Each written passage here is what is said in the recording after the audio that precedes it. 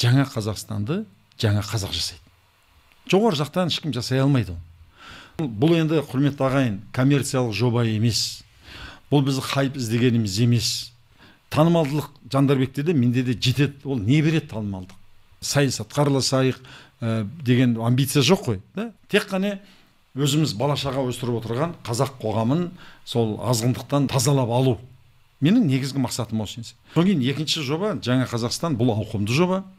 Кәсіпкерлердің басын қосып, ай сайын кітап оқыған адамдарға жарыстыру, спортпен айналысқан адамдар жарыстыру, кәсіп алып, жақсылық жасаған адамдарға жарыстыру, соларға Әлихан, Міржақып, Мағжан, Ахмет атындағы бір белгілер беру, атақ беру, сыйлық беру, сол жастарды кішкене алға қарай мотивация жасауды, алаша ардақтыларының оқуларын өткізу, 10 күндік айлықтар өткізу, бұны мемлекет істемейді.